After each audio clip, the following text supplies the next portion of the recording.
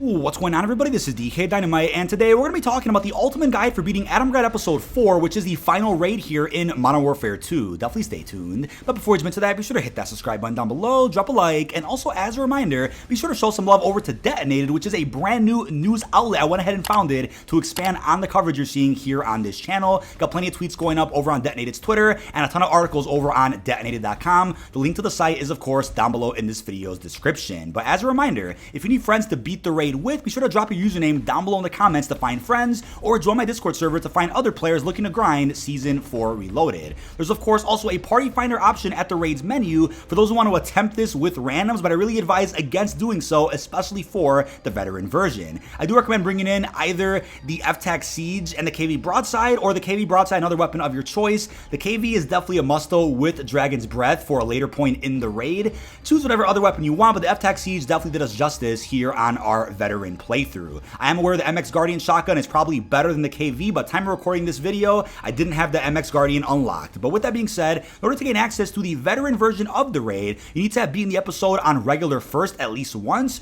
or join somebody's lobby who has access to the veteran version. There's also a few noticeable differences between the raid difficulties, which I'll point out as we go along, and I highly recommend playing with people that you have solid communication with, because this raid might ruin some friendships. Also, don't forget that with every checkpoint of a veteran playthrough, you only have 3 lives. So if somebody goes down and you revive them, that wastes a life. So if you guys go past those 3 lives, you have to restart from your last checkpoint. Be very careful and cautious as you progress through this episode. Also, I'm fully aware about a really weird FOV bug that you'll be seeing here in this gameplay. Not sure how this happened. It ended up becoming a pretty useful glitch that occurred after the first stage here of the raid, and there were some really weird frame drops going on, which I know Call of Duty is already aware of, since those frame drops on PC did become an issue with the launch of our mid-Season 4 update today. Now, this is definitely the hardest start to a raid yet. One person will be blindfolded while the other 2 people will be locked in jail cells. So you could of course switch amongst your team who is blindfolded and who's going to be in the jail cells. If somebody out there is playing as Farah and is blindfolded, if they go ahead and fully die out, you can choose to remain as Farah or switch to a different role.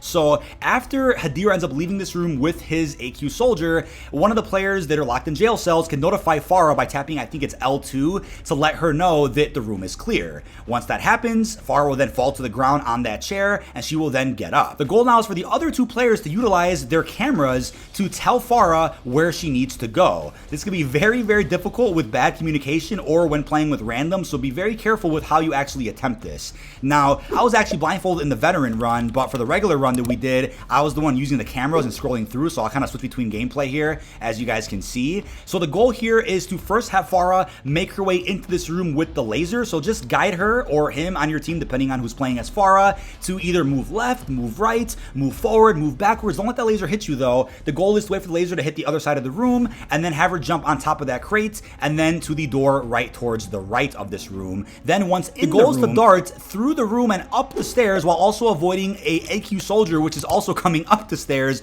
looking for Farah. So have your team go ahead and guide you through these stairs here, not falling off the ledge though, because you will be spotted by that soldier, and make your way up the second flight of stairs very carefully. And again, only one player who's in the jail cell can see this angle. You get different camera angles in a certain jail cell, so you have to really communicate with both your teammates on where to go next, because everybody is needed here with this episode. But once you're up the stairs, you now have to position yourself perfectly, run and jump over that crack in the floor to make your way to the final stage of this first area. Now, once you're past this area, the goal is to go up to one of the teammates that's in a jail cell so that they can remove your blindfold while the other teammate distracts the guard by speaking with him. And it's just like the campaign where you're just constantly talking to the guard, clicking buttons on your D-pad to continue a conversation with them, and then as the player ends up taking off the third player's blindfold, Farah can now grab a combat knife or a pistol to take out the guards in the area, and click that red button to release your teammates. You now want to work your way down the stairs with your team, grab your loadout or any other equipment, and you will now enter this long hangar which has tons of enemies. You'll see pyros like we have in DMZ featuring riot shields and Dragon's Breath KV broadsides.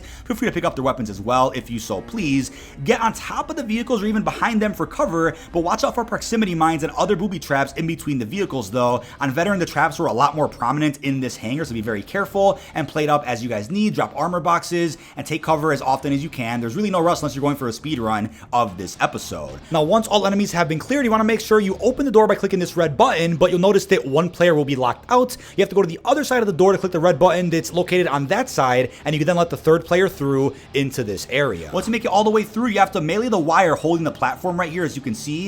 Also remember what you just did, since that'll be something you also have to do towards the end of this raid as well. This next part is easily the second hardest part of the entire raid, and it requires you to maneuver your way around lasers and even proximity mines that are on the floor. No proximity mines are present in the regular version of the raid, but there's even more lasers on the veteran version as well. The goal in this first room is to shimmy to the right on top of those barrels, mantle up on the crates, avoiding the mines, and mantle on top of the framework there, and then jump from the middle of the beam over the laser until you get to this room and click the button to disable the traps right there. Now, you can absolutely have all teammates at once running at the same pace in the same position, or you can all go one by one depending on what you're most comfortable with. Now, as you make your way up to this tunnel, watch out for more AI and those explosive barrels. Don't blow any of those up because it will actually kill everybody instantly. This next laser puzzle does look scary, but is one that my team was overthinking for a couple of seconds. What you want to do is wait and run towards the middle just next to that crate there and wait for that specific set of lasers I'll zoom into to go behind you. And once that happens, make your way just to the back of this room. The challenge is avoiding the proximity mine, which is right by the door you need to leave in.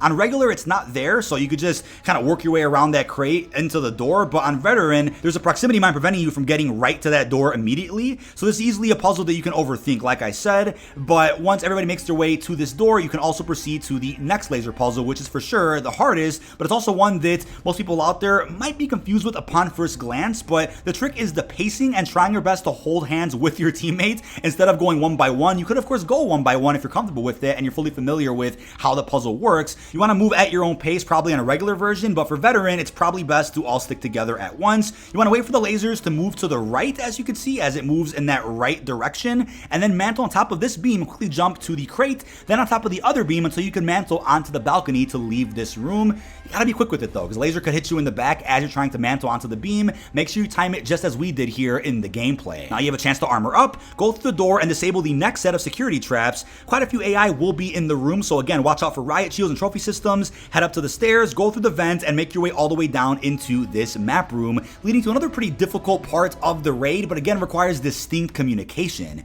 So with this part, just like the beginning where you absolutely needed all three people to be on their P's and Q's, you have to really be on top of your A game as well here for this part. Stack up on armor, ammo, other equipment that you may need. I highly recommend grabbing some flashbangs if you don't have them already in your loadout. One person is going to stay in this room and open the door for the other two players to go through, and will be guiding those two players through this Koshai complex type maze. Very similar layout. The goal is for the other two players to follow a very similar path to what we did here in this gameplay. The goal is to get to the other side of this maze, but along the way you'll see a bunch of heavy jugs, which you can honestly avoid. You don't have to go ahead and shoot them because it'll then trigger all of them to come charge at you. You want to go up to some of these leaky and explosive gas valves and have the teammate that's in the map room turn the valve that's in that location to then disable the fire for a couple of seconds so you can make your way through. But once you make it through a couple of gas valves and hopefully you've avoided a bunch of jugs along the way, you'll now be at the other side of this maze where you have to go ahead and find a key card on an HVT jug. The teammate that stayed behind in the map room can actually see where that jug is, so he can guide you exactly to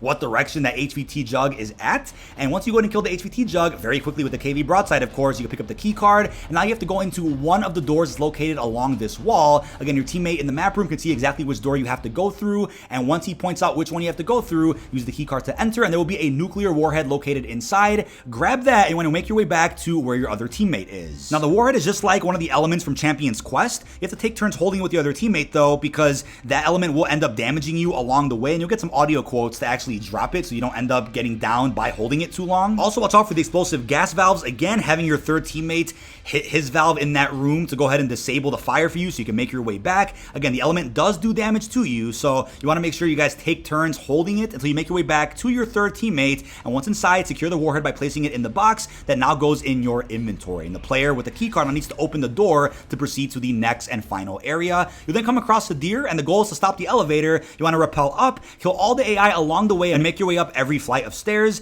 Hit the button if you guys need to let your other teammates into the next area, and then click the button on the other side to let that third teammate back in. Again, just some simple communication and similar mechanics to what we saw in some of the earlier raid episodes. Now as the elevator gets to the top, have at least one player melee the wires on top of the elevator until the elevator drops all the way back down, while the other two players can jump their way back down using the platforms. That third player most likely got killed or insta-downed as the elevator fell, but unless that player was lucky enough to go ahead and jump on the platform before the elevator fell, you'll likely have to get a revive at the very bottom of the elevator shaft. But now interact with the door, that'll initiate a lockdown, and it's best to use your assault suits if you haven't used them yet, stack up on armor, and stay by the flight of stairs that's close to the ammo cache, because you're gonna need that later. So make sure you take out all of the regular looking AI that comes into the room. Again, your F-Tac Siege is pretty good for some range and some other tough firefights, and use that KV broadside against all the heavy enemies that come through, whether it's the pyros or riot shields or all the jugs that also end up coming in. Quite a few will spawn, and probably even more than what you're used to on regular, so stay up at the top of the stairs and kind of bait all the enemies up to you, and you'll likely never fail. But again, drop armor plates as needed, and maybe smoke the ammo cache and go grab some ammo if you guys also need that. Once you're done with that, you can interact with the elevator once more, and it'll trigger the ending cutscene. But upon beating the episode on veteran at least once, you'll get access to the animated projectile camo, which looks absolutely insane, especially for fans of the color green.